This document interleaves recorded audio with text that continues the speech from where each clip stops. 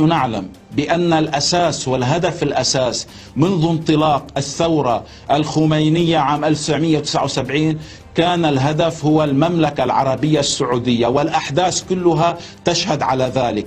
لأن مع احترامي لكل الدول العربية والخليجية، إن المملكة العربية السعودية تمثل السد المنيع لمشروع نظام ولاية الفقيه في المنطقة. إن المملكة العربية السعودية هي التي تشكل العمق العربي والمرجعية الإسلامية لكل المسلمين في العالم. إن المملكة العربية السعودية هي التي اليوم تقف مع إخوانها طبعا في مواجهة المد والمشروع نظام ولاية الفقيه في المنطقة. وعليه نجد اليوم أن نظام ولاية الفقيه في جميع الطرق والأساليب والمعاملات والخطط، حتى أنه مد يد العون والتعاون مع القاعدة ومع داعش، وإن كانا يختلفان بالعقيدة الإيديولوجية ولكنهما يتفقان بالمشروع والهدف، وهو استهداف المملكة العربية السعودية. ومن هنا أنا أقول بأن لو رجعنا مثلا إلى ما قام به حزب الله الحجاز، وعلى رأسه المعتقل اليوم في المملكة العربية السعودية أحمد المغسل، وهو من القطيف، هو من قام ومن معه وبإعاز وبتحريض من نظام ولاية الفقيه وبتدريب ومساعدة وبمد سياسي وأمني وعسكري للقيام بأعمال إرهابية تضرب المصالح الأمريكية تحديدا وغير الأمريكية العربية تحديدا في المملكة العربية السعودية. وهذا من كان يأويه ومن كان يساعده نظام ولاية الفقيه، هذا بكل صراحة وبكل أمانة نقول. ونأتي أيضا اليوم، من الذي اليوم كان يحرض إخواننا في المملكة العربية السعودية؟ بعض المضللين، حتى بعض المنخدعين من إخواننا السنة من المواطنين الذين ذهبوا لتفجير مسجد هنا ولعمليات اغتيال هناك. نعم. أليس كان بتوجيه مباشر من نظام ولاية الفقيه الذي يجتمع مع القاعدة؟ نظام ولاية الفقيه في إيران هو الذي استضاف واستقبل قادة القاعدة في طهران، وهو ما زال يعمل معهم ومع داعش بهذا الاتجاه كثير. وأنا هنا أطالب السيد نصر الله أن يشاهد ما قدمته قناة العربية بعنوان كيف كافحت وواجهت السعودية القاعدة على أرضها، ليعلم بأن كل هذا المشروع لضرب هذه الدولة التي أراد أن يشوهها.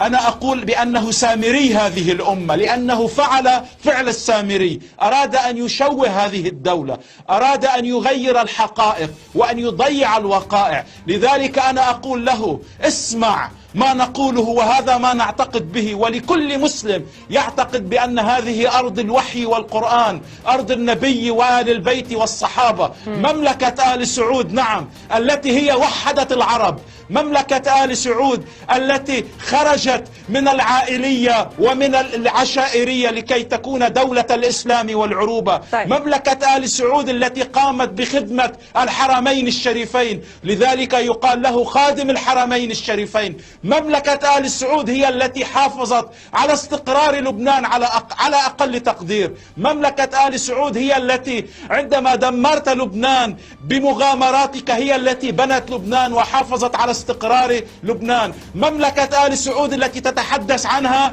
هي التي اليوم يعتاش ويسترزق منها الكثير من شيعة الجنوب، وحتى يمكن أن أقول بأن أكثر من 11 مليار دولار في البنك المركزي اللبناني هو الذي يحافظ بهذا الكم على استقرار لبنان. لا يمكن عفوا هذا الكلام لا يمكن أن نسكت عليه، هذا الكلام يجب أن نرده إلى أهله. لا يمكن ولن نسمح من لبنان أن يكون ساحة ومنصة لإهانة إخواننا العرب ولشتم العرب وللتجرؤ ولبث الفتن من هذه الساحة. نحن نحمله المسؤولية ونحن نطالب لا يكون وهذا اختار، اسمعيني، هذا اختار للمدعي العام في لبنان ولمعالي وزير العدل السيد أشرف ريفي بأن ما قاله السيد حسن بالأمس من اتهامات ومن دعوة ومن شرذمات ومن تحريض ضد المملكة العربية السعودية التي نقدر ونحترم، هذا يمس بالأمن القومي العربي وبالأمن القومي اللبناني، ونحن نحمله المسؤولية.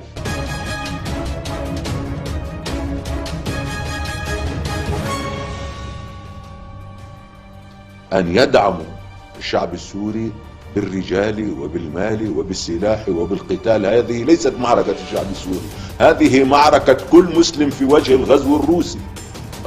التمسك الإيراني بنظام الأسد يبدو في كثير من الأحيان أكثر من تمسك الأسد بنفسه، وهذا أمر هذا ليس له علاقة بالإسلام، وليس له علاقة بالمذاهب، وليس له علاقة بالحق، وليس له علاقة بأي شيء. هنا مصالح أخرى، مصالح قومية، مصالح توسعية، مصالح يمكن أن تسميها أي شيء، بس لا تستطيع أن تسميها أنها مصالح إسلامية أو مصالح مذهبية.